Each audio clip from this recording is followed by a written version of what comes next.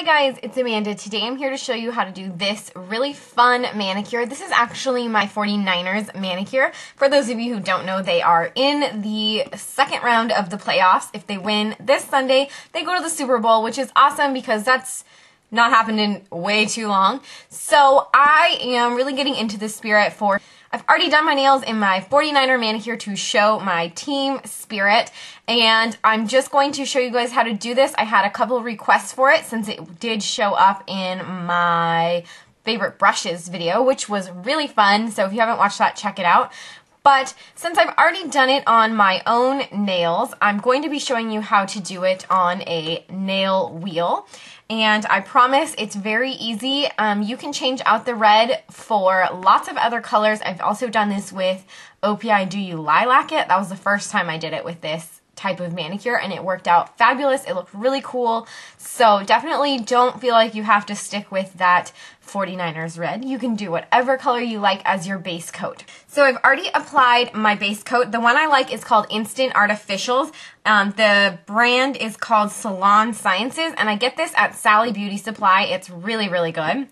Then I went ahead and applied 2 coats of the red, and the perfect crimson for this is, at least in my collection, is Sally Hansen Complete Salon Manicure, and the color is called Red Zin here. So 2 coats of that, let it dry pretty darn good, and we're going to start applying glitter. Okay, so the first glitter we're going to apply is this one. This is by Sinful Colors.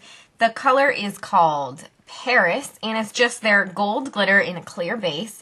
And we're going to be using this, hopefully you can see, for the upper glitters that are kind of like your transition is what I'm going to call them. You're going to apply this a little further up than you'd think, a little more than halfway, I would say about 3/4 of the way up. And you don't want it to be too thick.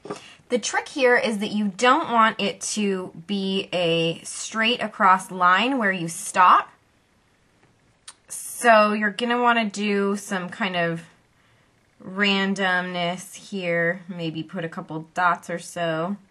Alright, so you can see at the top here, it's not a straight across line of that gold glitter. Let that first coat of gold dry for about a minute. Now you're going to add your next layer of gold, which is the more opaque one. And for this, I'm going to be using the Sephora by OPI color that you all know I love. This is called Looks Like Rain, Dear, and hopefully you can see that, but it is amazing. It has different chunks of glitter. It also has these little holographic glitters. Hopefully you can see those in it. So we're going to be applying 2 different coats of that. Now, you just want to make sure you don't have too much on your brush. The first one's going to go about halfway up, and you're almost going to like dab it rather than do your traditional strokes, so that it is not as even. Okay, hopefully you can kind of see what I did. And when you're doing that, it's going to make it look almost like it was sponged on or something. And that's just going to be really fun.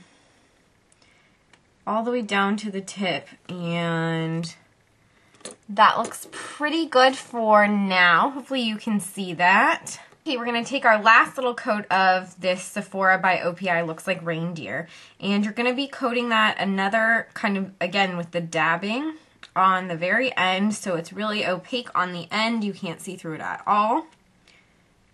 Okay, you see that? Now, any last touch-up that you want to do, just be real careful. But the dabbing technique seems to work the best. If you have makeup sponges, you could use a makeup sponge for this too. That might be a good way to go. This is going to be super thick, so you're going to want to let this dry now for a good 5 minutes before you put your top coat on. No matter what top coat you're using, you definitely want it dry. Want it to dry. But you can kind of see that we have like a little bit of like an ombre fading effect, and of course the size of your nail is going to vary, so do it how you need. On my nails, the ombre goes about halfway, a little more than halfway, like 3/4 of the way up. On this one, it's a little more than halfway. So it's really up to you depending on how far you want to take it. I've seen people do this on just the very, very tip of their nail, and that looks really fun too.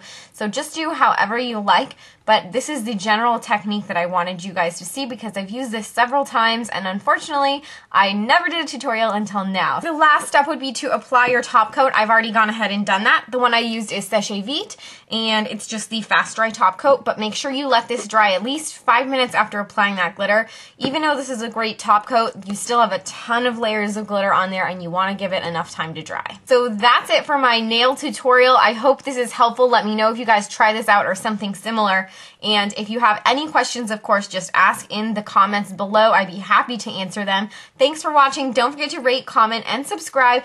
And if you enjoyed this nail video, please give it a thumbs up so I know to do more in the future. Thanks, guys. Have a good day.